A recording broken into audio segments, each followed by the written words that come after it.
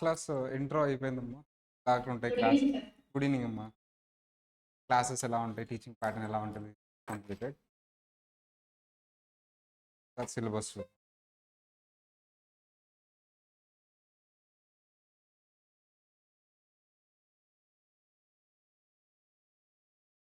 Have 3 parts, part 1, part 2, part 3. వీటన్నిటి గురించి ఒక్కసారి చూద్దాం.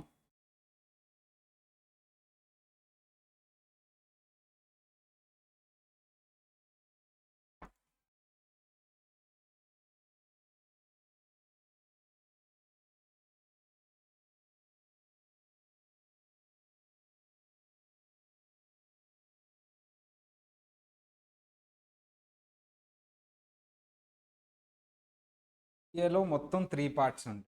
ఇప్పుడు స్టార్ట్ చేయబోయేది part 1, individuals preface. Part 1, part 2, part 3. ఈ ఎగ్జామ్ కండక్ట్ చేసే అథారిటీ ఎవరు అంటే ఐఆర్ఎస్. జనరల్గా ఈ ఎగ్జామ్ని ఎస్సి ఎగ్జామ్ అంటారు. అంటే ఏంటి ఫుల్ ఫామ్స్ అన్ని చూద్దాం. 3 పార్ట్స్ ఉంటాయి. పార్ట్ 1 ఈజ్ అబౌట్ ఇండివిజువల్, అంటే మనుషులు. Part 2 is a return for the businesses. And part 3 is the representation and practices and procedures. ఇవి మొత్తం there are some representations and procedures ఉంటాయి. as the year we can see business or individual. ఇది part 3 మొత్తం. ఇప్పుడు మనం చూడబోయే part ఏంటి అంటే పార్ట్ 1. ఇప్పుడు సపరేట్గా ఎగ్జామ్ రాసుకోవచ్చు, పాత క్లాస్లో చెప్పినట్టు. లేదు 3 ఒకేసారి కూడా రాసుకోవచ్చు, ఇబ్బంది ఏం లేదు. ఇది వచ్చేసి కంప్యూటరైజ్డ్ ఎగ్జామ్ ఉంటుంది. ఏ ఎగ్జామ్ ఫార్మాట్ ఎలా ఉంటుందంటే కంప్యూటరైజ్డ్ ఎగ్జామ్ ఉంటుంది. ఫస్ట్ పార్ట్ 1 కానీ, పార్ట్ 2 కానీ, పార్ట్ 3 కానీ 100 మార్క్స్కి ఉంటుంది. మనం రిటర్న్గా రాసేది కాదు, కంప్యూటర్లో రాసే ఎగ్జామ్ ఇది. ఎంసీక్యూస్. స్టెప్ 1, ఫస్ట్ అసలు ఈ ఎగ్జామ్ రాయాలంటే మనకు కావాల్సింది ఏంటి, రిక్వైర్మెంట్స్. ఫస్ట్ కోచింగ్ అనేది కంప్లీట్ అవ్వాలి. చాలామంది చేసే మిస్టేక్ ఏంటి అంటే first step 1 is learning of the concept. Career opportunities అవన్నీ లోపల ఏదైతే కంటెంట్ ఉందో ఇదంతా అది నేను తర్వాత ఎక్స్ప్లెయిన్ చేస్తాను. జస్ట్ సైడ్ హెడింగ్స్ చెప్తాను. అయిన తర్వాత ఓవరాల్గా మీకు ఒక క్లారిటీ వస్తుంది. ఫస్ట్ మనం ఏదైతే సిలబస్ అప్లై అవుతుందో లేటెస్ట్ సిలబస్ చదువుకోవాలి. కోచింగ్ తీసుకున్న తర్వాత second step gather information. Amendments ఏమైనా ఉన్నా సరే, ఏదన్నా ఇన్ఫర్మేషన్ గ్యాదర్ చేసిన తర్వాత కోచింగ్ అన్నీ జాయిన్ అయ్యి ఇవి చదవాలి మెటీరియల్ అన్నీ అయిపోయి లేదా ఎక్కడైనా కోచింగ్ జాయిన్ అయిన తర్వాత మీరు నెక్స్ట్ స్టెప్ నెంబర్ 3 చేయాల్సింది పీటింగ్. చేయాలి అంటే కంపల్సరీ మీకు పాస్పోర్ట్ ఉండాలి. పాస్పోర్ట్ కలర్ జిరాక్స్ తీయించుకొని దాన్ని నోటరీ చేయించాలి. అది మాకు సెండ్ చేస్తే మేము ఆ ప్రొసీజర్ అంతా చూస్తాం. పీటీని నెక్స్ట్ మన రిజిస్టర్ విత్ ప్రొమాట్రిక్. ఇది కూడా పీటీని వచ్చిన తర్వాత మళ్ళీ ప్రొమాట్రిక్లో దాన్ని రిజిస్టర్ అవ్వాలి, అది కూడా చేస్తాం. Next schedule your test. కొంచెం డిఫికల్ట్ టాస్క్ స్లాట్స్. దీనికి ఏం చేయాలంటే మేము ఇన్వాల్వ్ అవ్వాలి. ఎలా అంటే ఇంకా బాగా క్రేజ్ ఉన్న మూవీ టికెట్స్ ఎట్లా అయితే బుక్ చేసుకుంటాం అట్లా. ఎందుకు సార్ ఆ పరిస్థితి వచ్చిందంటే all over India exam centres తక్కువ ఉంటాయి, హైదరాబాద్లో అయితే ఇంకా తక్కువ ఉంటాయి స్లాట్స్. మేబీ బెంగళూరు అటు సైడ్ మీరు బుక్ చేసుకున్నప్పుడు కొంచెం పర్లేదు.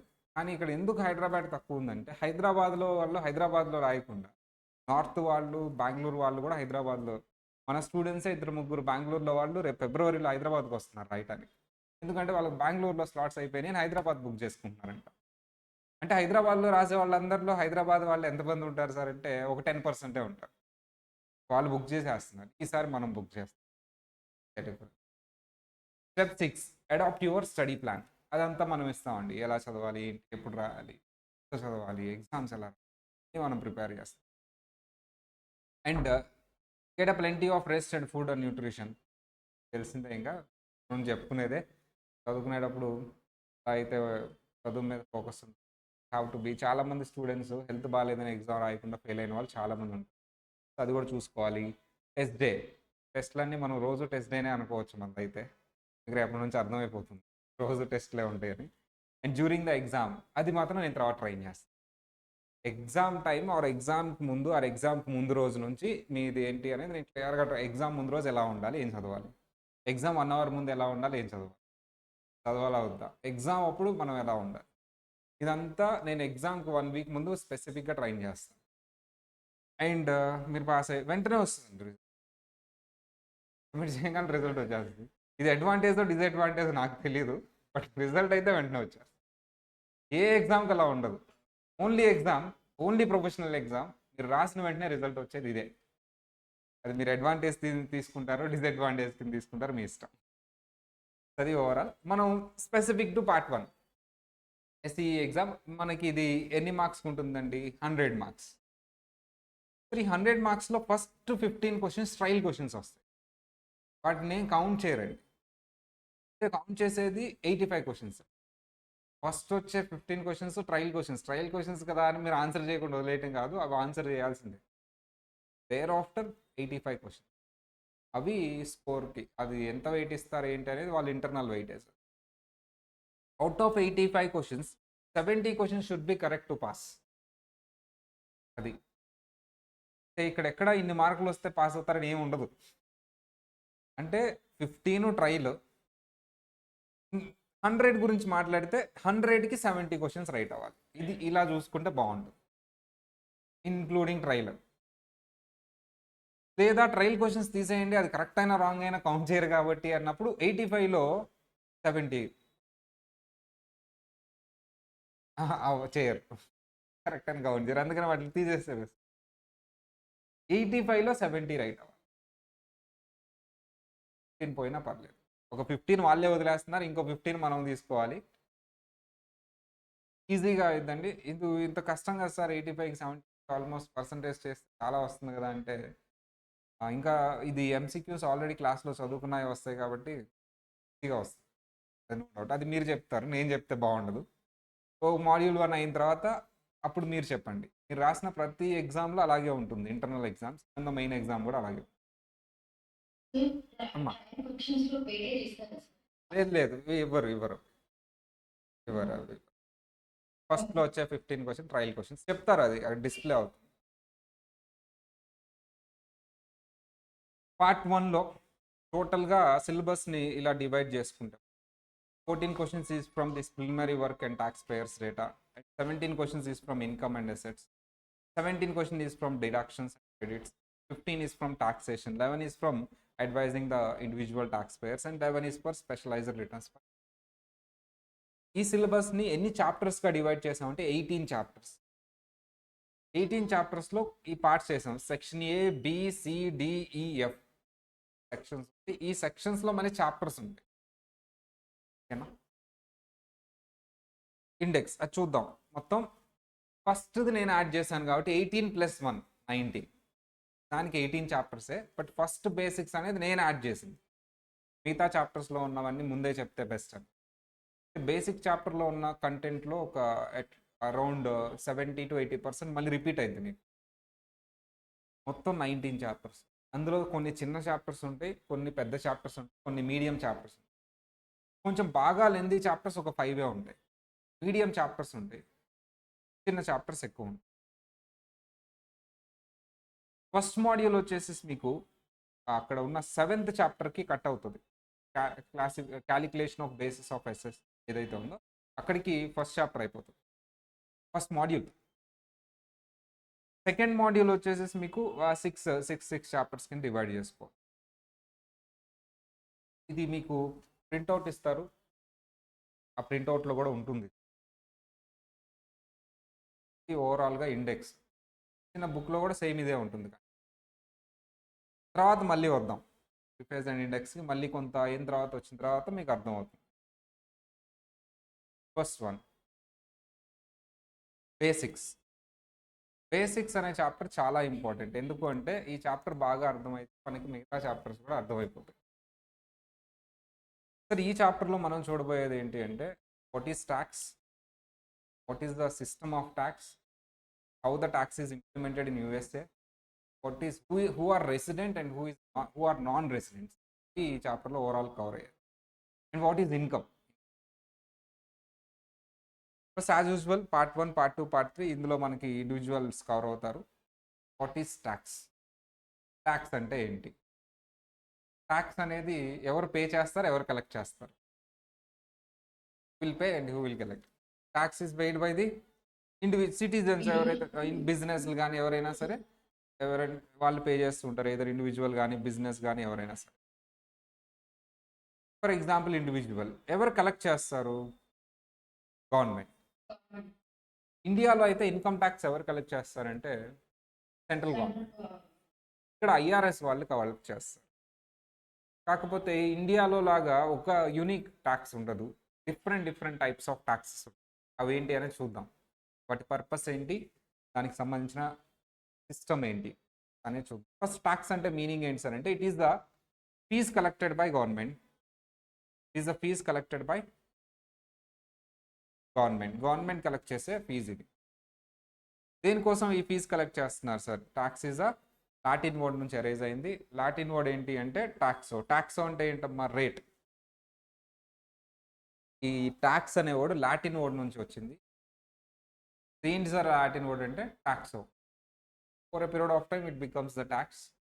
The meaning of toxo is a rate, ఎంతో కొంత పర్సంటేజ్ అని. ఒకప్పుడు పూర్వకాలం వాళ్ళు ఏదైనా ఫండ్ ఇచ్చినప్పుడు ఎంతో కొంత పర్సంటేజ్ గవర్నమెంట్కి ఇవ్వటం ఇలా ఉండేది. బాటర్ సిస్టమ్ ఉండేది, మోస్ట్ బాటర్ సిస్టమ్. అది వాడుక భాషలో రేట్ ట్యాక్స్ అనేది ట్యాక్స్ అయితే. సో ట్యాక్స్ అనేది గవర్నమెంట్ కలెక్ట్ చేస్తారు పీపుల్ దగ్గర నుంచి, ఆర్ బిజినెస్ దగ్గర. వై? ఎందుకు? వై అనేది పాయింట్. వాట్ ఈజ్ అయిపోయింది, వై ఎందుకు గవర్నమెంట్ ట్యాక్స్ కలెక్ట్ చేస్తారు? సో గవర్నమెంట్ ఎందుకు ట్యాక్స్ కలెక్ట్ చేస్తారంటే, మన ఇండియాలో ఎందుకు కలెక్ట్ చేస్తారు చేయడానికి? రోడ్లు కూడా చాలా బాగుంటాయి, సోషల్ ఎడ్యుకేషన్ చాలా బాగుంటుంది, సోషల్ వెల్ఫేర్ పథకాలు, అమ్మఒడి ఆ పథకం, ఆంధ్రాలో అయితే అమ్మఒడి పథకం. ఇక్కడ ఏముంటాయో తెలియదు నాకు, తెలంగాణలో కూడా ఉంటాయి. విద్యా బంధు, రైతు బంధు, ఇవన్నీ ఉంటాయి. Then we are studying the US course కాబట్టి they correct the social security tax, Medicare tax. అంటే యుఎస్ సిటిజన్స్ ఎవరైతే ఉంటారో, ఆర్ యుఎస్లో వాళ్ళు ఎవరైతే ఉంటారో, ఇక్కడ ఇన్కమ్ ఉన్న వాళ్ళు ఈ 2 ట్యాక్సెస్ కట్టాలి. ఫెడరల్ ట్యాక్స్ ఇంకొకటి. ఈ social security tax, Medicare tax ఏదైతే ఉందో, ఇది ఎందుకు కలెక్ట్ చేస్తాం సార్ అంటే, వాళ్ళకి ఏమొచ్చినా సరే హాస్పిటల్ ఫ్రీ, ఎడ్యుకేషన్ ఫ్రీ, వాళ్ళకి జాబ్ పోతే కొంత డబ్బులు ఇస్తాం. ఇది గవర్నమెంట్ చూసుకునిద్దండి. ఇండియాలో ఎలక్షన్స్ ముందు ప్రామిస్ లా కాదు, అది కొంచెం స్ట్రిక్ట్గా ఇంప్లిమెంట్ అయింది. ఎందుకు? ఇవన్నీ వీళ్ళు కలెక్ట్ చేస్తారు. That's why USA tax collect చేసింది ప్రాపర్గా, ట్రాన్స్పరెన్సీ ఉంటుంది, అకౌంటబిలిటీ ఉంటుంది. ఎక్కడైనా 100% అయితే ఉండదు, కొంతవరకు okay, some what better than India అని చెప్పుకోవచ్చు. ఎవరిది ట్యాక్స్ కలెక్ట్ వీళ్ళు ఇంప్లిమెంట్. దెన్ దేని మీద కలెక్ట్ చేస్తారు సార్ ట్యాక్స్ అంటే? Income. What is income? Income అంటే ఏంటి?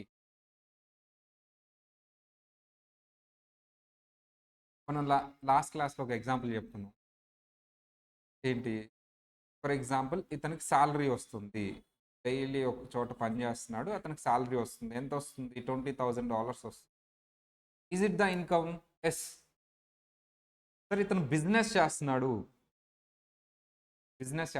డబ్బులు వస్తున్నాయి. ఎంత వస్తున్నాయి? 30,000 వస్తున్నాయి. Is it the income? Yes. సరే, ఇతను రిటైర్ అయితే పెన్షన్ వస్తుంది, పని చేశాడు కాబట్టి పెన్షన్ వస్తుంది, 10,000 వస్తుంది. Is it the income? Yes. ఇలా చాలా ఎగ్జాంపుల్స్ చెప్పుకుంటూ వెళ్ళొచ్చు. ఫర్ ఎగ్జాంపుల్, ఇతను ఉన్నాడు, వాట్ ఈజ్ ఇన్కమ్ అన్నప్పుడు, ఇతను ఇక్కడ వర్క్ చేస్తున్నాడు, శాలరీ వస్తుంది. శాలరీ ఏంటమ్మా? ఇన్కమ్. ఇతను ఇంకొక అతను ఉన్నాడు సార్, రిటైర్ అయిపోయారు, రిటైర్మెంట్ బెనిఫిట్స్ వచ్చినాయి, that is also income. Sir, ఇంకొక అతను ఉన్నాడు, బిజినెస్ చేస్తున్నాడు, ఇక్కడ కూడా ఇన్కమ్. ఇంకొక అతను అంటున్నాడు సెల్ఫ్ ఎంప్లాయ్మెంట్, అంటే క్యాబ్ ఏదో డ్రైవ్ చేసుకుంటున్నాడు, సెల్ఫ్ ఎంప్లాయ్మెంట్, అతనికి కూడా డబ్బులు వస్తున్నాయి, క్యాబ్ నడుపుకుంటున్నాడు, ఇట్ ఈస్ ఆల్సో ఇన్కమ్. అలా ఇన్కమ్ అనేది నెంబర్ ఆఫ్ వేస్ ఉంటాయి. ఎన్ని వేస్ ఉంటాయి సార్ ఇన్కమ్ అంటే? They are so many ways to earn the income. Sir okay fine, ఇప్పుడు ఇన్కమ్ అంటే డెఫినేషన్ చెప్పండి. What is income? Generally income means the receipt over expenditure, whether receipts arise regularly or periodically, even single time. సింపుల్గా చెప్పాలి అంటే, మనం దీని meaning అర్థం చేసుకోవాలంటే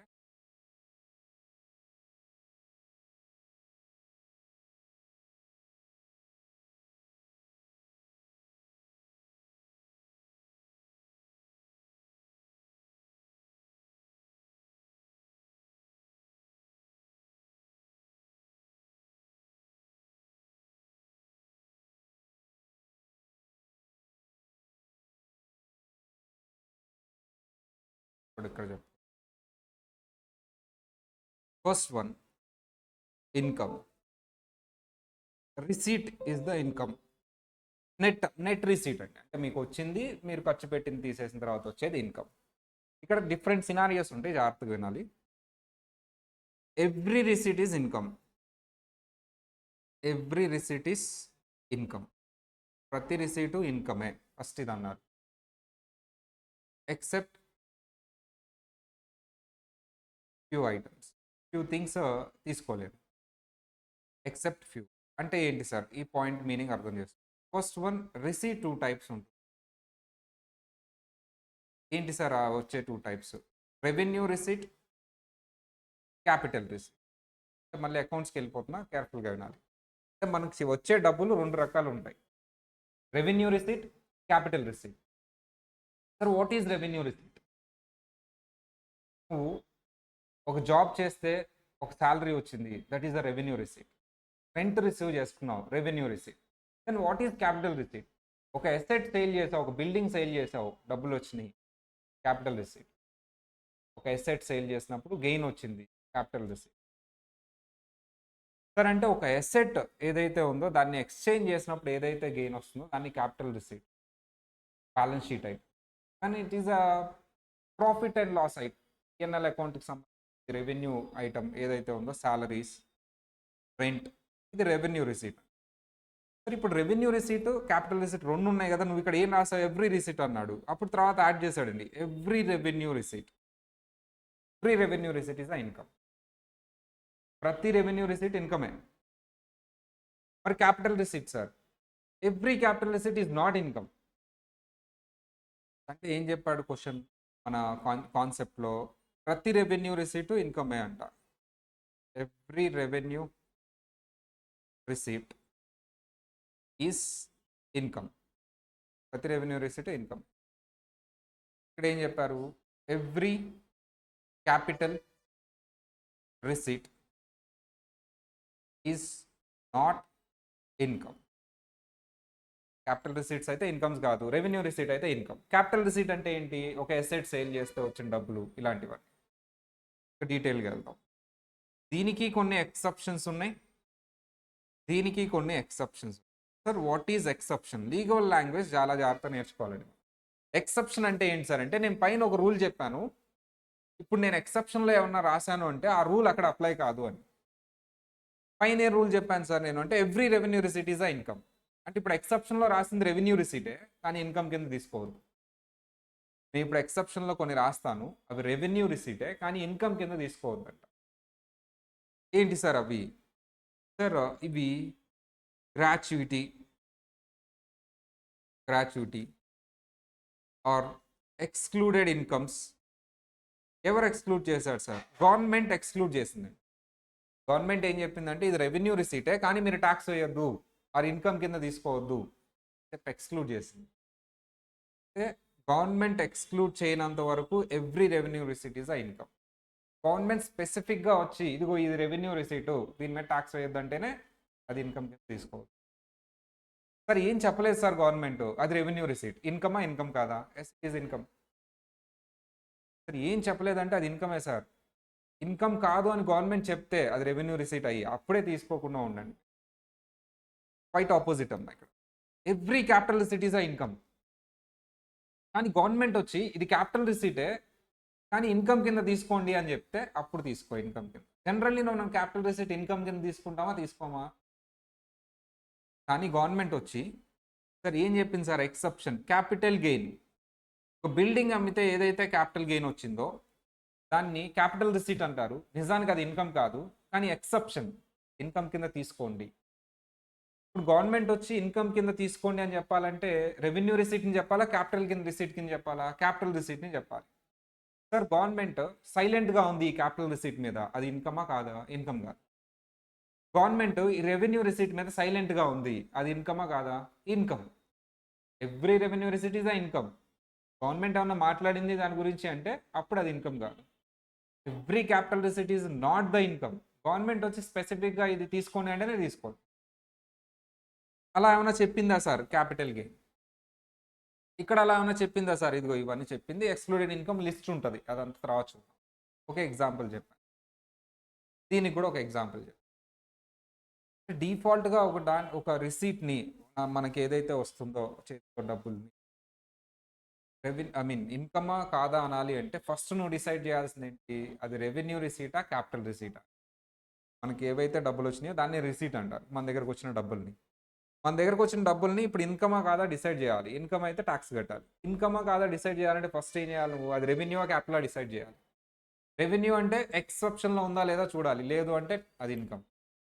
క్యాపిటల్ అయితే అది చెప్పాడా లేదా అని చూడాలి, చెప్తే ఓకే ఫైన్. ఇది కాన్సెప్ట్ అండి. అయిపోయింది నేను చెప్పటం. ఇప్పుడు నేను కొన్ని థింగ్స్ చెప్తాను, మీరు ఫస్ట్ డిసైడ్ చేయాల్సింది ఏంటి? అది revenue రిసీటా capital రిసీటా?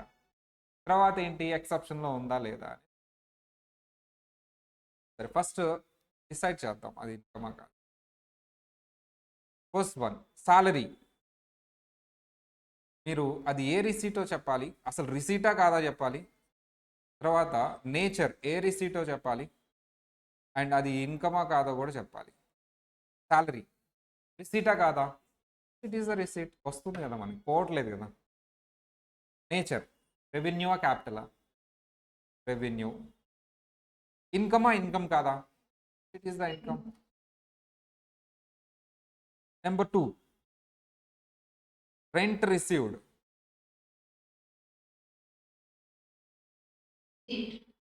Yes, it is receipt. Yes, it is revenue. Yes, it is income. Number 3, sale of building, gain. No, it is not revenue.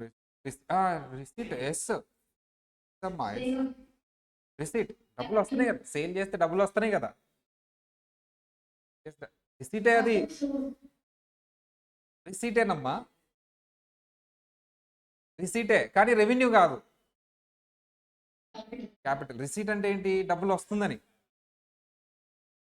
ఇన్కమా? Yes. ఏంటిది? ఎక్సెప్షన్. నిజానికైతే నో రాయాలి అక్కడ, కానీ ఎక్స్ రాశాను, ఎందుకు? ఎక్సెప్షన్. రెంట్ పెయిడ్ రిసీటా కాదా? అది వచ్చేది కాదు, పోయేది. నో,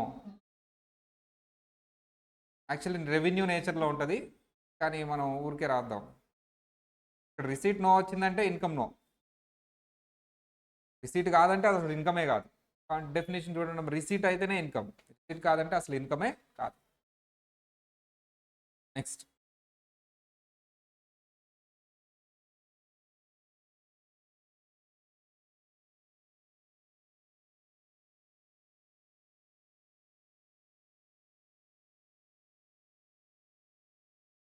నెక్స్ట్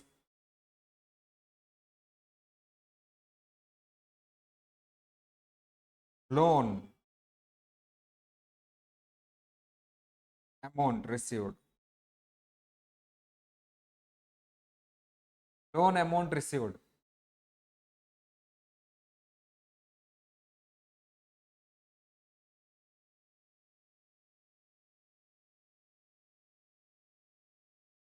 డబ్బులు వచ్చినాయి కదా, లోన్ పెట్టాము, డబ్బులు వస్తాయి కదా, బ్యాంక్లోకో లేకపోతే క్యాష్.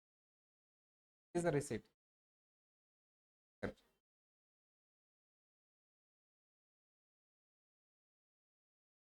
క్యాపిటల్. Balance sheet. లయబిలిటీస్లో ఉంటుంది. పిఎన్ఎల్కి ఇయర్లీ ఈఎంఐ అమౌంటే తీసుకొస్తాం. లోన్ వచ్చినప్పుడు అయితే పిఎన్ఎల్లో ఈఎం. బ్యాలెన్స్ షీట్లో లయబిలిటీ సైడ్ లోన్ లయబిలిటీ అని చూపిస్తాం, క్యాపిటల్ ఐటమ్. క్యాపిటల్ గెయిన్ని నేను ఇన్కమ్ అన్నాను కానీ లోన్ ఇన్కమ్ అనలేదుగా. చాలా మంది స్టూడెంట్స్ ఇక్కడ కన్ఫ్యూజ్ అవుతారండి. లోన్ వచ్చింది అంటే డబ్బులు వస్తున్నాయి అంటే రిసీట్ ఈస్ ద ఇన్కమ్ అంటారు. 2 types, revenue, capital. Loan receipt is the capital item, exception కూడా ఏం లేదు. క్యాపిటల్ గెయిన్కి ఎక్సెప్షన్ ఉంది. This is not capital gain. Capital gain ఎప్పుడు వచ్చింది? సేల్ చేస్తే. సేల్ కూడా కాదు అసలు. Loan received, yes. ఇది టాక్సా అకౌంట్సా? Accounts and tax combined is linked with the accounts. ఇప్పుడు అర్థమైందా నేను అకౌంట్స్ ఎందుకు నాలెడ్జ్ ఉండాలి ఫస్ట్ చాప్టర్కి? ఇంకా మిగతా చోట ఎక్కడ అంత ఉండదు, ఒక 2-3 చోట్లే ఉంటుంది. Loan received is a capital item, not income. Next one, ఇది బాగా చెప్పాలి. నెంబర్ 6.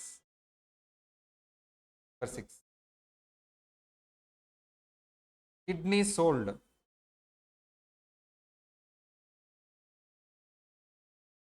డబ్బులు రావు, డబ్బులు వస్తాయి.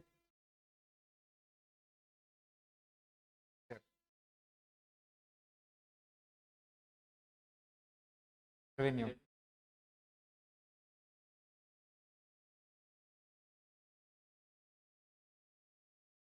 డౌట్ అండి నాకు. ఎవరన్నా సేల్ చేసినప్పుడు ఎన్నెల్లో రాస్తామో బ్యాలెన్స్ షీట్ రాస్తాం. బిల్డింగ్ సేల్ చేస్తే బ్యాలెన్స్ షీట్ రిఫ్లెక్ట్ అవుతుంది. గెయిన్ ఏమన్నా వస్తే పీఎన్ఎల్లో పడేస్తాం. గూడ్స్ సేల్ చేస్తే సేల్స్ కింద రాస్తాం. అసెట్ సేల్ చేస్తేనేమో బ్యాలెన్స్ షీట్లో రిఫ్లెక్ట్ చేస్తున్నారు, ఆ అసెట్ని రెడ్యూస్ చేయడము, వచ్చే మిగతా దాన్ని పిఎన్ఎల్కి తీసుకురావడం చేస్తున్నారు. గూడ్స్ సేల్ చేస్తేనేమో పిఎన్ఎల్ వేస్తున్నారు. చూడండి మీరు, బిల్డింగ్ అనేది అసెట్ కాబట్టి ఏమన్నారు? క్యాపిటల్ అన్నారు, బ్యాలెన్స్ షీట్లో ఉంటుంది. అదే గూడ్స్ సేల్ చేస్తే మనం అమ్మే గూడ్స్ సేల్స్ కింద రాస్తాం, ఇన్వెంటరీ కాబట్టి. ఇప్పుడు కిడ్నీ అనేది గూడ్స్ కింద వచ్చింది అనుకోండి, రెవెన్యూ ఐటమ్ వచ్చేది. కిడ్నీ అనేది అసెట్ కింద వచ్చింది అనుకోండి, క్యాపిటల్. ఇప్పుడు కిడ్నీ అనేది గూడ్సా అసెట్టా? Second, sale of goods. ఇది క్లియర్గా చెప్తారు చూడమ్మా. సేల్ ఆఫ్ గూడ్స్ అంటే మన దగ్గర వస్తువులు ఏవైతే ఇన్వెంటరీ సేల్ చేసాం, ఇదేంటి? రిసీటే. ఇదేంటి? రెవెన్యూ. ఇదేంటి? Income, yes. Sale of building ఆడ పైన ఉంది, ఎసెట్, రెవెన్యూ. ఇదేంటి? నేను అడిగింది సేల్ ఆఫ్ కిడ్నీ. కిడ్నీ గూడ్సా ఎసెట్టా? ఎసెట్ అయితే క్యాపిటల్ రాయాలి, గూడ్స్ అయితే రెవెన్యూ రాయాలి.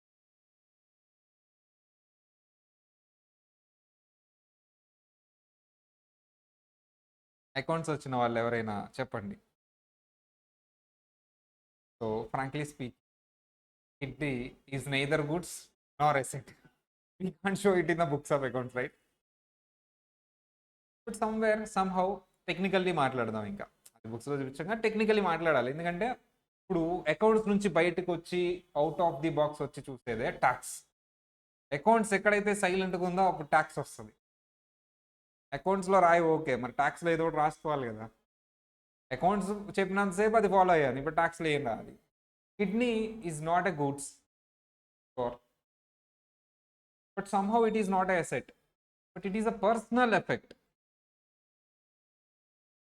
Personal asset, business asset కాదు అది, పర్సనల్ అసెట్, బాడీలో పార్ట్ అది. somehow it is asset. Sir, it is asset, it is a capital in nature, but not capital gain, is not covered in exception. Building sale చేస్తే, shares sale చేస్తేనే capital గెయిన్ని tax చేయండి. Kidney sale చేసింది రిసీటే, capital receipt. Loan వస్తే, loan పెడితే డబ్బులు వస్తున్నాయి, అది కూడా రిసీటే, క్యాపిటల్ రిసీట్. ఈ రెండు ఇన్కమ్ కాదు, క్యాపిటల్ రిసీట్. క్యాపిటల్ రిసీట్ ఏదైతే చెప్పాడో అదే ఇన్కమ్ కింద తీసుకోవాలి. ఏం చెప్పాడు? సేల్ ఆఫ్ బిల్డింగ్ చెప్పాడు, సేల్ ఆఫ్ షేర్స్ చెప్పాడు, సేల్ ఆఫ్ గోల్డ్ చెప్పాడు. మిగతాయి చెప్పలేదు కాబట్టి తీసుకో. కిడ్నీ చెప్పలేదు, capital receipt, not a income. Next one బాగా చెప్పండి. స్మగ్లింగ్.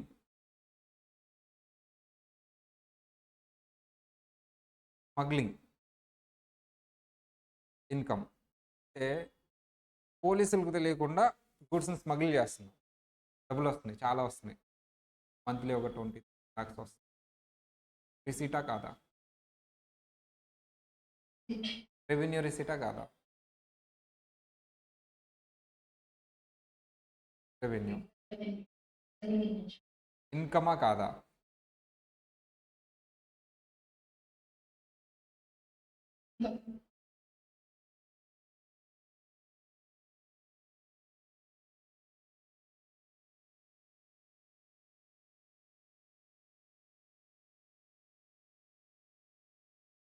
లీగల్.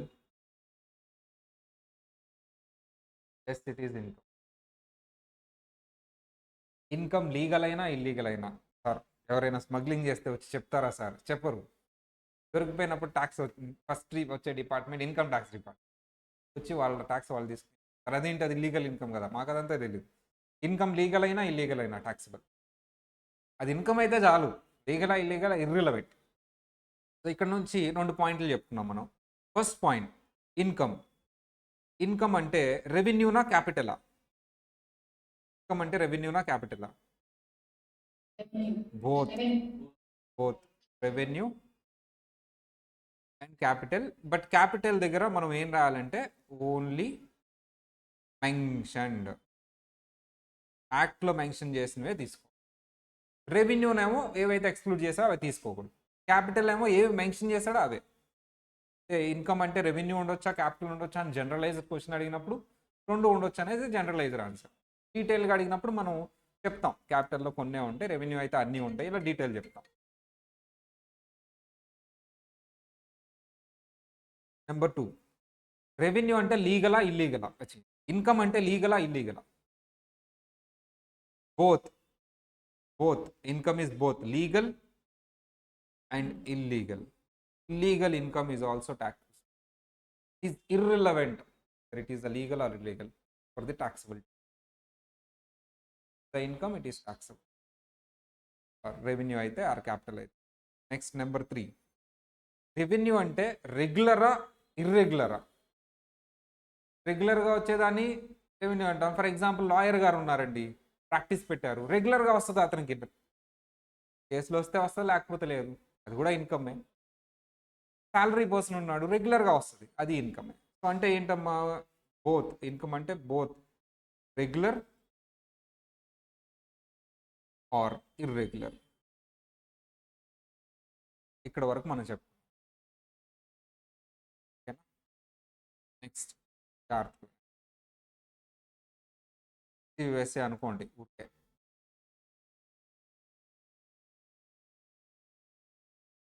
యుఎస్లో ఉన్న ఆయన ఇట్లా ఇట్లా ఇట్లా ఎక్కడికో బయటకు వెళ్ళి ఇండియాకు వచ్చాడు. ఇండియా ఎట్లా అంటే మీరు ఇష్టపడరు కదా, ఇండియా వద్దులే వేరేది తీసుకో. సరే, యూకేకి వచ్చాడు, ఇక్కడ జాబ్ చేస్తున్నాడు, ఇక్కడ ఎర్న్ చేస్తున్నాడు, లేదా బిజినెస్ చేసి ఎర్న్ చేస్తున్నాడు. ఇతను ఎవరు? యుఎస్లో ఆయన. మళ్ళీ ఆ డబ్బులన్నీ చక్కగా అక్కడే స్పెండ్ చేస్తున్నారు. ఇప్పుడు యుఎస్ఏలో అది ట్యాక్సబులా కాదా? విత్ ఇన్ యుఎస్ఏ రిసీవ్ అయిందా, అవుట్ సైడ్ యుఎస్ఏ రిసీవ్ అయిందా? Outside. ఎక్కడ సంపాదించాడు? Outside USA. ఎక్కడ రిసీవ్ చేసుకున్నాడు? Outside USA. ఇప్పుడు ఇది ఇన్కమ్ అందామా వద్దా? యుఎస్ఏలో ఇన్కమే, నో డౌట్. బట్ యుఎస్ఏలో ఇన్కమా కాదా? That is income, no doubt. Salary is income. యుఎస్ఏలో ఇన్కమా కాదా? యూకేలో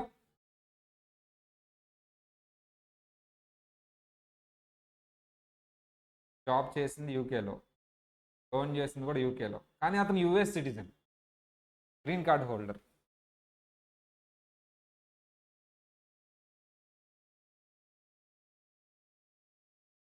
యూకేలో ఇన్కమా కాదా?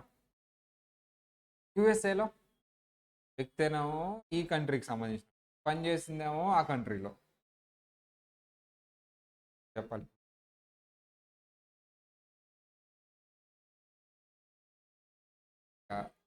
యుఎస్ఏలో రిసీవ్ అయితే అంటే ఇప్పుడు నా పాయింట్ దగ్గరికి వచ్చేసి, ఇప్పుడు ఇన్కమ్ అనాలంటే విత్ ఇన్ యుఎస్ఏ ఉండాలా, అవుట్ సైడ్ యుఎస్ఏ ఉండాలా? That is my point. Summarize చేస్తా question. Okay, within USA ఉంటేనే ఇన్కమ్, అవుట్ సైడ్ ఉంటే ఇన్కమ్ కాదు. వస్తే మళ్ళీ యూఎస్ఏకి వస్తే విత్ ఇన్ అయిపోతుంది. వచ్చింది అంటే అది యూఎస్ఏకి వచ్చింది, విత్ ఇన్ అయిపోద్ది. రాకూడదు, అక్కడ ఉండాలి. అక్కడ ఉంటేనే అవుట్ సైడ్. విత్ ఇన్ అంటే ఏంటంటే అది సంపాదించిన తర్వాత మళ్ళీ మీరు తీసుకొచ్చినా విత్ ఇన్ కింద తీసుకుంటాం. రావాలి, అక్కడే ఉంది. అవుట్ సైడ్ అంటే ఇంక అక్కడే ఉంది, కానీ సంపాదించింది ఇతనే, యుఎస్ అతను.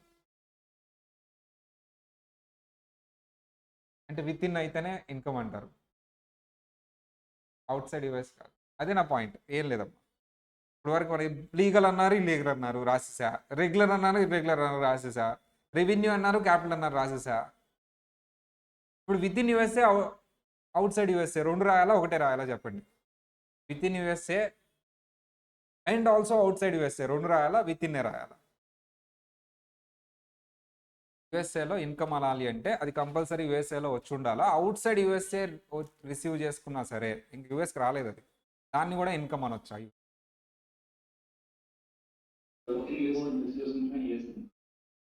పోతా మీరు మీరు పోతేనా శ్రీలత? పోతా అవుట్ సైడ్ కూడా చూపించాలా? ఇంటి ఇప్పుడు యూకేది కూడా చూపించాలంటారా? యూకే గవర్నమెంట్ వదలదు కదా. ట్రాన్సాక్షనా? మీరు పనిచేసింది యూకేలో, సంపాదించింది యూకేలో, యూఎస్లో వచ్చి ట్యాక్స్ కట్టాలా? యూకే గవర్నమెంట్ కూడా ట్యాక్స్ వేస్తుందిగా. అసలు అది యూకే గవర్నమెంట్ది కదా ఇన్కమ్, యూఎస్లో అసలు రాలేదు, సంపాదించలేదు కదా. అవుట్ సైడ్ యూఎస్ఏ కదా. అవుట్ సైడ్ యూఎస్ఏ అయినా సరే యూఎస్ఏ ఇన్కమ్ అనాలా? ఎందుకు, అతను యూఎస్ సిటిజన్ అయినా? The answer is both. Within USA and outside USA. Even though outside యూఎస్ఏలో మీరు ఎర్న్ చేసిన యూఎస్ సిటిజన్ యూఎస్లో ట్యాక్స్ కట్టాల్సిందే. రిలీఫ్ ఇస్తాం. యుఎస్ గవర్నమెంట్ ఒకవేళ యూకే గవర్నమెంట్కి అగ్రిమెంట్ ఉంది, ఇండియా గవర్నమెంట్కి అగ్రిమెంట్ ఉంది, ఇరాన్కి అగ్రిమెంట్ లేదు, ఇరాక్కి అగ్రిమెంట్ లేదు. ఇరాన్ ఇరాక్కి కట్టాను సార్, మాకు సంబంధం లేదు. యూకే గవర్నమెంట్ కట్టాను సార్, ఓకే రిలీఫ్ ఇస్తాం. కానీ నువ్వు ట్యాక్స్ కట్టాల్సింది యుఎస్ సార్. ఒక US citizen outside USA income receive చేసుకున్నా, that is income in you have to show, అర్థమైందా? యూఎస్లో ఉన్న ప్రతి ఒక్కళ్ళు రిటర్న్ ఫైల్ చేస్తుంది, యూఎస్లో ఉన్నా లేకపోయినా. అందుకనే డిమాండ్. సార్ అదేంటి సార్, అసలు యూఎస్ వెళ్ళిపోయి 10 సంవత్సరాలు అయింది అయినా సరే పే చేయాల్సి, గ్రీన్ కార్డ్ ఉంది అంటే పే, యూఎస్ సిటిజన్ అంటే పే చేయాల్సింది. యూఎస్లో ఒక్క రోజు కూడా లేకపోయినా పే చేయాల్సింది. మొత్తం మీద యుఎస్ గవర్నమెంట్ చూపించాల్సిందే, రిలీఫ్ ఇస్తాం. ఇప్పటి వరకు ఏం పాయింట్స్? ఇన్కమ్ అంటే రెవెన్యూనా, క్యాపిటలా, ఏదైనా ఉండొచ్చు. ఇన్కమ్ అంటే లీగలా, ఇల్లీగలా, ఏదైనా ఉండొచ్చు, బోత్. ఇన్కమ్ అంటే రెగ్యులరా, ఇర్రెగ్యులరా, ఏదైనా ఉండొచ్చు. ఇన్కమ్ అంటే ఇన్ యూఎస్ఏనా, అవుట్ సైడ్ యూఎస్ఏనా, బోత్. 5.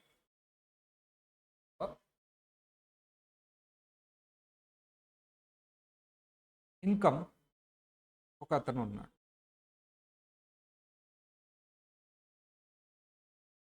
Mister A, USA. అతనికి శాలరీ ఎంత సార్ అంటే మంత్లీ $30,000. ఎగ్జాంపుల్, అంత రాదు అసలు మంత్లీ. ఎగ్జాంపుల్ $1,000. $30,000 శాలరీ ఇతనికి రావాల్సి ఉంది. ద థింగ్ ఈస్, ఇక్కడ ఇతని శాలరీ, ఇతను చేతికి వచ్చింది ఎంత సార్ అంటే $2,000. ఇతని శాలరీ ఏమైపోయింది? హైదరాబాద్లో కూడా ఇదే స్టోరీ. శాలరీ 1,50,000 ఉంటుంది, కానీ చేతికి వచ్చేది 10,000, 6,000.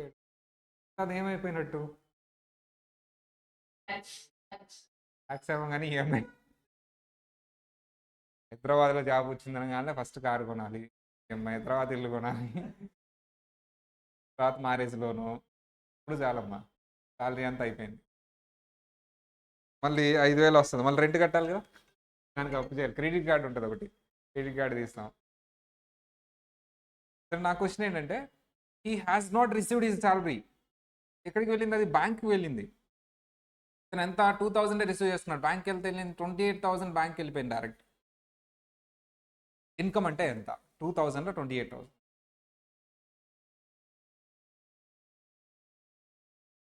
ఈఎంఐ పే చేసి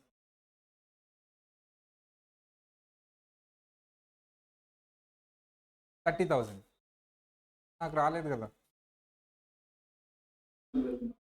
I have not received it. ఆ పాయింట్ సమ్మరైజ్ చేసేస్తున్నా. ఇన్కమ్ అంటే రిసీవ్ చేసుకోవాలా, నా తరపున వేరే వాళ్ళు రిసీవ్ చేసుకున్నా నాదే ఇన్కమ్? కంపల్సరీ నేనే రిసీవ్ చేసుకోవాలి. నేను చేసుకోలేదుగా.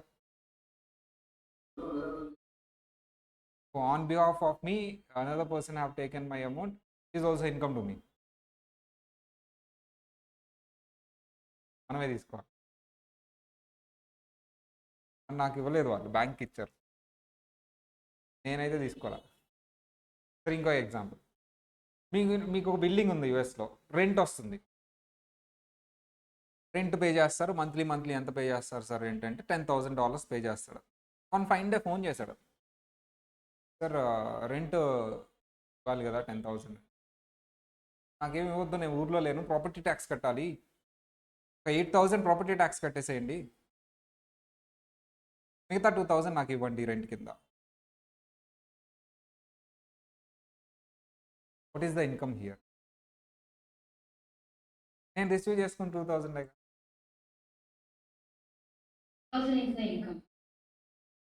ఓ, అంటే నేను రిసీవ్ చేయకపోయినా ఇన్కమే. Is irrelevant who received. మీరు ఎర్న్ చేశారా లేదా చూస్తాను, రిసీవ్ చేస్తున్నారా లేదా నాకు సంబంధం లేదు. సంపాదించారా మీ ఇన్కమ్ అది. సార్ నేను రిసీవ్ చేసుకోలేదు, మా ఆవిడ రిసీవ్ చేసుకుంది, డబుల్ ఓకే, ఇర్రిలవెంట్ అంతే కదమ్మా. వాళ్ళ ఆవిడ ఉందమ్మా, శాలరీ మొత్తం తీసుకొని ఒక ₹100 ₹10 ఇస్తూ ఉంటుంది రోజుకి. అదంతా మాకు సంబంధం లేదు. మీరు సంపాదించా, మీరు ట్యాక్స్ కట్టి, ట్యాక్స్ కూడా ఆమెనే అడగండి, లేదు మీరే కట్టాలి ట్యాక్స్. దెన్ ఇవి పాయింట్స్ అమ్మా ఇన్కమ్ మీద. ఇంకొంచెం క్లారిటీ మీకు ఫర్దర్గా వస్తుంది. బేసిక్ వరకు ఇది సరిపోతుంది.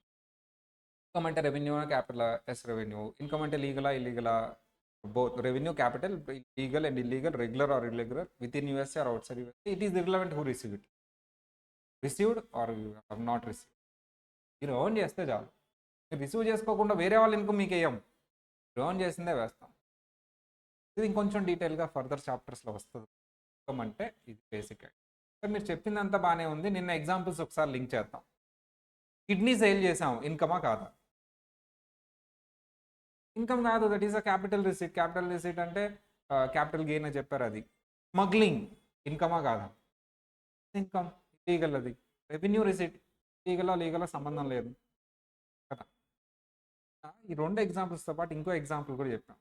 ఆయన ఉన్నాడు, బ్యాంక్ ఇచ్చాడు, మళ్ళీ ఇచ్చారు, అది ఇంకా ఇక్కడ రాలా, అబ్జర్వ్ చేయండి, తర్వాత వస్తుంది. ఈ కాన్సెప్ట్ దగ్గర సరిపోదు అది లింక్ చేయడానికి. అంటే కొంతవరకే చెప్పాను నేను. ఇన్కమ్ అంటే చాలా ఉంది, ప్రస్తుతానికి ఇది. How many sources of income are there? They are so many sources of income. They are ఎన్ని సోర్సెస్ ఆఫ్ ఇన్కమ్ ఉంది సార్ అంటే, ఇన్కమ్ అంటే ఏంటి సార్ అంటే సింపుల్, ఇదే చెప్పుకున్నాం ఇప్పటివరకు. Income means the receipt over expenditure, sales minus expenses, nothing but profit. Whether receipts arise regularly or irregularly. So even single or single time, regular రావచ్చు, irregular రావచ్చు, లీగల్ ఉండొచ్చు, illegal. How many sources of income? They are unlimited sources of income. The income means the receipt, but all receipts are not income. It and every receipt is the income. కానీ capital receipt కూడా ఉంటుంది కదా అక్కడ. Receipt 2 types ఉంటుందండి, capital, revenue. So not taxable unless specifically taxable. Capital రిసీట్ని tax చేస్తారా చేయరు, స్పెసిఫిక్గా చెప్తేనే చేస్తారు. Revenue all in taxable unless exempted or deducted. All revenue receipts are taxable unless exempted or excluded. Sir ఈ క్యాపిటల్ రిసీట్ ఏవైతే taxable కావో అవి చెప్పండి. Loan is a capital receipt, not taxable. Liability is a capital receipt, not taxable. Capital is a capital receipt. అంటే share capital money వస్తుంది కదా, దాని మీద ట్యాక్స్ కట్టక్కర్లా, because that is not revenue receipt. Personal effects, kidney sold, liver sold, personal effects. మరి ఏవి taxable sir? Exception చెప్పండి. Sale of building capital receipt but taxable. Specifically mind set. Sale of gold taxable, capital receipt taxable. Sir మరి all revenue receipts are taxable unless exempted. All receipts which are not capital receipts are revenue receipts. Capital కాకుండా మిగతావన్నీ ఏంటమ్మా? Revenue చెప్పుకున్నాం. Next, then what is the tax? Tax is the fees charged by government on a product or income or activity. దేని మీద? Income మీద charge చేస్తే income tax అంటారు. Product or goods మీద ఛార్జ్ చేస్తే జిఎస్టీ అంటారు. యాక్టివిటీ అంటే సర్వీస్. గూడ్స్ ఆర్ సర్వీస్ మీద. ఎందుకు ఈ గవర్నమెంట్ ఈ ఫీజు అంతా తీసుకునిద్దమ్మా? రోడ్లు వేయడానికి, డ్యామ్స్, ఎడ్యుకేషన్ ప్రొవైడ్ చేయడానికి, హాస్పిటల్ ప్రొవైడ్. ఇండియాలో అయితే చాలా బాగా జరుగుతాయి ఇవన్నీ. యూఎస్లో అయితే నాకు తెలియదు ఎలా జరుగుతుంది. ఇండియా అయితే పర్ఫెక్ట్. రోడ్లు కానీ డ్యామ్ కానీ అసలు డ్యామేజ్ అవ్వదు. స్కూల్స్ అయితే ఇక అసలు ఒక్కర్లేదు. హాస్పిటల్ ఇంక మాట్లాడకూడదు. పర్ఫెక్ట్ ఉంటుంది.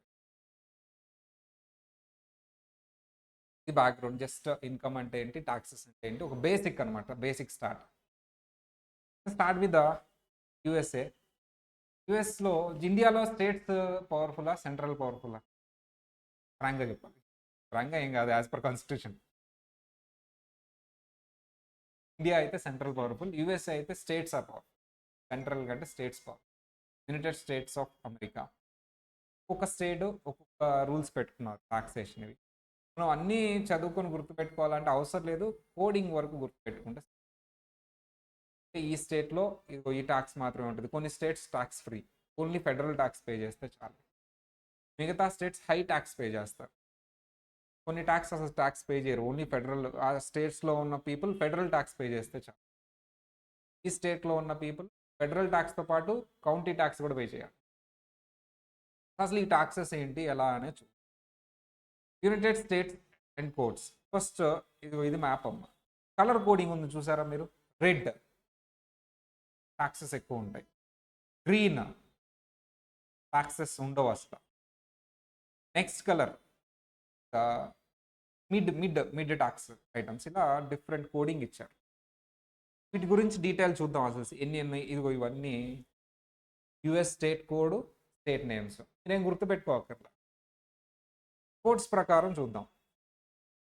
Red, green, blue or violet, black. Remaining అంతా బ్లాక్ అన్నమాట.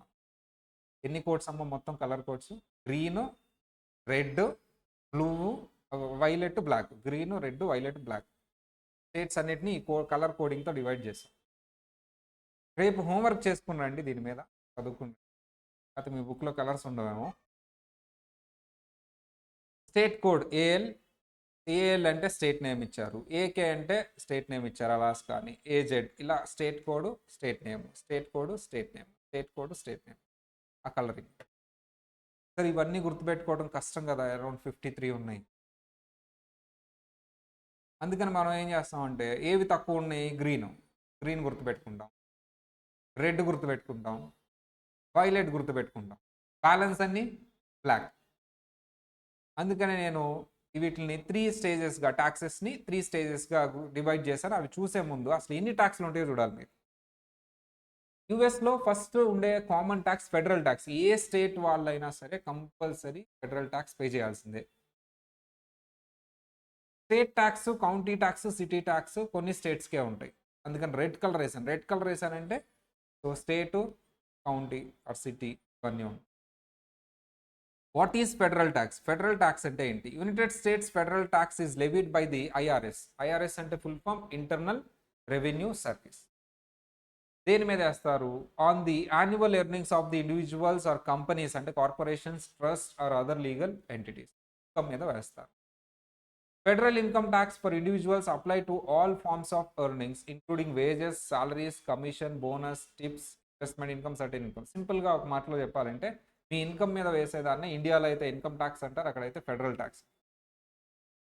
ఏ స్టేట్ కట్టాలి సార్? ఏ స్టేట్లో ఉన్న వాళ్ళన్నా కట్టాల్సిందే. అంటే ప్రతి స్టేట్ వాళ్ళు ఈవెన్ దో ఆ స్టేట్ ట్యాక్స్ ఫ్రీ అయినా సరే రిటర్న్ వేయాల్సిందే. బికాజ్ సెంట్రల్ ఐఆర్ఎస్ వాళ్ళు వేసే ట్యాక్స్, ఫెడరల్ ట్యాక్స్ కంపల్సరీ ఉంటుంది. Then what is state tax? It is in addition to federal income tax. State tax అంటే ఏంటి? In addition to federal income tax collected by United states. ప్రతి state tax వేయాలని rule లేదు, వాళ్ళ ఇష్టం అది. Most individuals US states collect a state income tax. Some local government also impose income tax often based on state income calculation. Difference. What is the difference between federal tax and state tax? Federal tax is collected by IRS, central authority, from all the states. Whereas state tax is a state subject. ఆ state వేయొచ్చు, వేయకపోవచ్చు. ఇది replacement of federal ట్యాక్స్కి ఎడిషనా? Edition. అంటే federal tax కట్టిన తర్వాత మళ్ళీ state కూడా కట్టాలి. వాళ్ళ స్టేట్ గవర్నమెంట్ స్టేట్ ట్యాక్స్ ఎంత కట్టండి అని చెప్తే కట్టాల్సిందే. ఆల్రెడీ ఫెడరల్ ట్యాక్స్ కట్టాను కదా, ఇది వద్దు అంటే కుదరదు. Then what is county tax? Is the local government levies a county tax which can include a real or personal property tax. Property tax. ఫుల్గా ఇండియా భాషలో చెప్పాలి. In contrast, property tax can be levied by local or state government and typically only includes real property that you own. ఇది అన్ని states వేయరండి. స్టేట్స్లో కూడా అన్ని ప్లేసెస్లో ఉండవు. ఇక్కడ బాగా డెవలప్డ్ ప్లేసెస్ ఉంటాయి, అక్కడ బాగా బిజినెస్ జరుగుతుంది. ఆ ప్రాపర్టీ మీద ట్యాక్స్ వేసేస్తారు, కట్టగలరు. వేరే స్టేట్స్లో వేస్తే కట్టలేరు.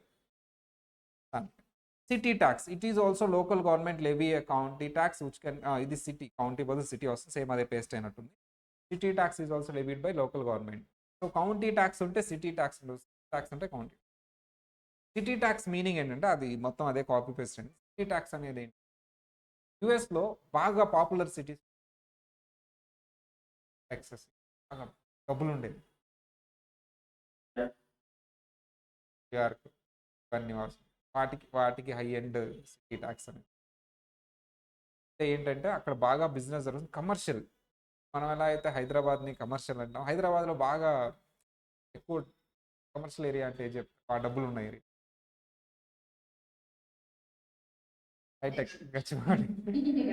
ఎందుకు ఇక్కడ రెంట్ ఎంతమ్మా 30, అక్కడ రెంట్ ఎంతమ్మా 45, 50 ఉంటుంది. వాళ్ళకి అడిషనల్ ట్యాక్స్ తీసుకోవాలా అవసరం లేదా? మళ్ళీ వస్తాయిలేమ్మా, ఊరికే పేర్లు గుర్తుపెట్టుకోండి. ఫెడరల్, స్టేటు, కౌంటీ, సిటీ. ఫెడరల్ అంటే ఐఆర్ఎస్ వాళ్ళు అందరికీ వేసేది. స్టేట్ అంటే కొన్ని స్టేట్స్ వేస్తారు, ఏం బేస్ ఏం లేదు, ఆ స్టేట్ తీసుకోవాలనుకుంటే తీసుకుంటున్నాను.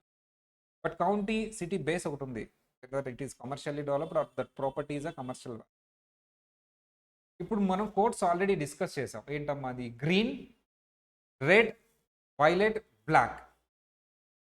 గ్రీన్లో ఉన్న స్టేట్స్ అన్ని ఏ ట్యాక్స్లు పే చేయాలంటే, for states which are not required to pay stats, అసలు గ్రీన్లో ఉన్న వాళ్ళు ట్యాక్సే పే చేయట్లేదు అంటే ఏ ట్యాక్స్ మాత్రమే పే చేయాలి? Federal. And only federal tax are paid by them. ఆ స్టేట్ గవర్నమెంట్ వాళ్ళు ట్యాక్స్ తీసుకోరు, కానీ ఐఆర్ఎస్ వాళ్ళు అయితే తీసుకుంటారు. ట్యాక్స్ ఫ్రీ స్టేట్స్ అంటారు వీటిని, గ్రీన్లో ఉన్నవాళ్ళు. అవి ఏంటి అనేది తర్వాత చూద్దాం. రెడ్లో ఉన్న వాళ్ళందరూ ఫెడరల్ ట్యాక్స్ పే చేయాలి, స్టేట్ ట్యాక్స్ పే చేయాలి, సిటీ ట్యాక్స్ పే చేయాలి. పాపులర్ సిటీస్, కమర్షియల్ సిటీస్ అంటారు.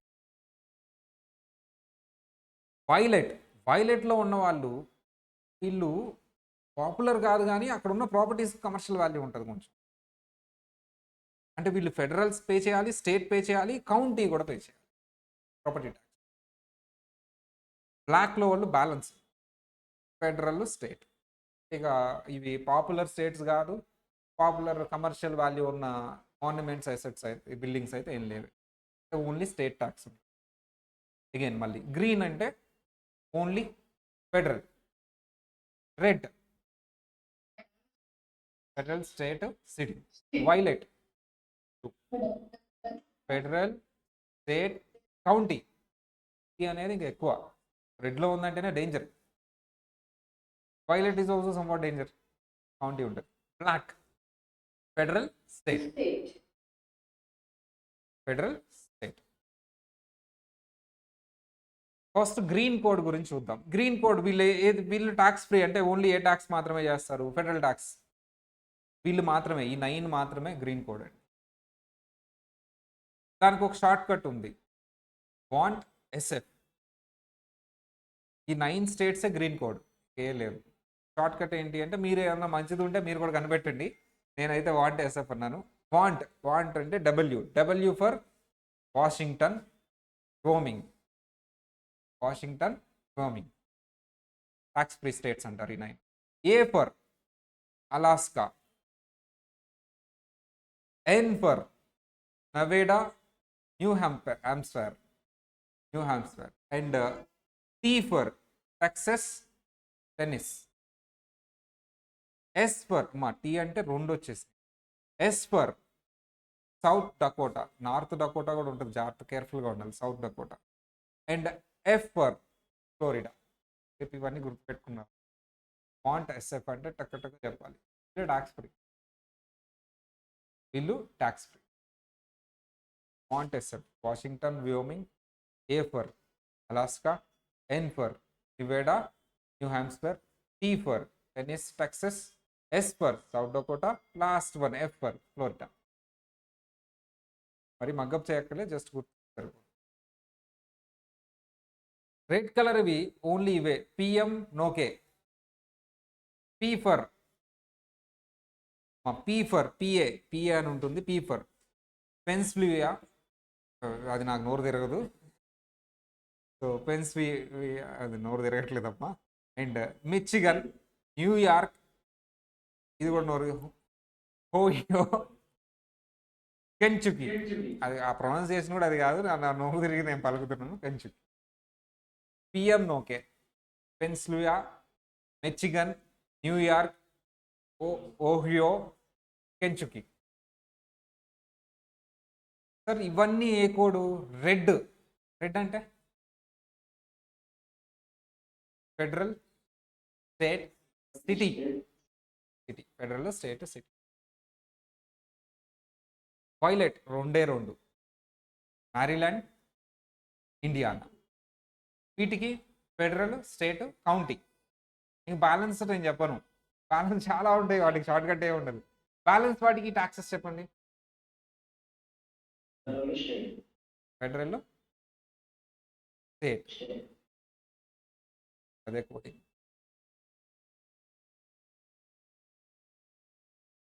రేపు ఊరికే ఈరోజు ఒకసారి ట్రై చేయండి, రేపు చూద్దాం. రేపు మళ్ళీ మీరు చదువుకొచ్చిన తర్వాత చూద్దాం. ఇక్కడితో ఆపుదాం, ఇది ట్రై చేసి. CA కాలిఫోర్నియా ఏ కోడ్లోకి వస్తుంది? కాలిఫోర్నియా గ్రీన్లో అయితే లేదు. గ్రీన్లో ఎందుకు లేదు? వాంట్ SFలో C లేదు, PM నోకేలో C లేదు, MNలో C లేదు. మూడిట్లో లేదంటే ఏ కోడ్ అమ్మా? బ్లాక్. బ్లాక్లో ఏవే వస్తాయో ఐటిక్ పెడదాం. ఫెడరల్, స్టేట్, సిటీ లేదు, కౌంటీ. Florida green. గ్రీన్ అంటే ఏంటికి పెట్టాలి? Indiana violet. వైలెట్ అంటే ఏంటికి పెట్టాలి? ఫెడరల్ అంటే. Michigan red. రెడ్ అంటే ఏంటికి పెట్టాలి? PM ఓకేలో ఉంది కదా. ఎమ్ మీకు వైలెట్లో కూడా ఉంటుంది, అది మ్యారీల్యాండ్. PM ఓకేలో ఎమ్ వేరు, MIలో ఎమ్ వేరు, మ్యారీల్యాండ్ వేరు అది. ఇది మిచిగన్ అనేది PM ఓకే కదా. PM ఓకే అంటే ఏంటి? రెడ్. రెడ్ అంటే ఏంటి? Federal, state, city. City red. Red PM okay red. North Dakota ఏంటి? డకోటా అంటే గ్రీన్ కదా, అది సౌత్ డకోటా. బ్లాక్ కాబట్టి ఏంటికి పెట్టాలి? ఫెడరల్, స్టేట్, సిటీ కాదు, కౌంటీ. న్యూ మెక్సికో బ్లాక్, కోడ్స్లో రాలేదా black. Federal, state. Alaska green, federal. కానీ ఇంకొంచెం మీరు ప్రాక్టీస్, నా advice shortcuts. PM okay, MI, want SF ఉందా లేదా? లేదు అంటే బ్లాక్. ఎగ్జామ్లో ఇవే అడిగేది. అంతేగాని స్టేట్ కోడ్ రాయి, ఆ స్టేట్ పేరు చెప్పు, రెడ్ కలర్, రెడ్ కోడ్లో ఏ స్టేట్స్ వస్తాయి, ఇవేవి అడగడు. ఆ స్టేటు, ఆ ట్యాక్సెస్ మీకు నోట్స్ ఉంది కదమ్మా, ఇది క్లాస్ రూమ్ ఎగ్జాంపుల్. ఇదిగో మీరు చెప్పినవన్నీ రాసేసాను ఇందులో కూడా మీ నోట్స్లో. ఇది హోంవర్క్. మీరు రేపు మొత్తం చదువుకొని ప్రాక్టీస్ క్వశ్చన్ ఆన్సర్ చేసుకొని రావాలి. నోట్స్లో ఉంటుంది, ఇది చూడండి ఒకసారి ఉన్నట్టు. పీడిఎఫ్లో ఇది ఉంటుంది, ప్రాక్టీస్ క్వశ్చన్ అని ఉంటుంది. దీనికి ఆన్సర్లు ఉండవు, కావాలంటే చూడండి, మీకు ఆన్సర్లు ఉండవు దీనికి. అంటే మీరు చేయాలి ప్రాక్టీస్. క్లాస్ రూమ్ది అయిపోయింది, రేపు చెక్ చేస్తాను. పేజ్ నెంబర్ ఎంతండి? 8. పేజ్ నెంబర్ 8లో ఇది రేపు హోంవర్క్ మీ అందరికీ. ఇంకా ప్రతిరోజు మీకు హోంవర్క్ ఉంటుంది, ప్రతిరోజు టెస్టులు ఉంటాయి, చేసుకుని రావాలి. నెక్స్ట్ క్లాస్లో స్టార్టింగ్ ఆఫ్ ది ఎర్లీ క్లాస్లో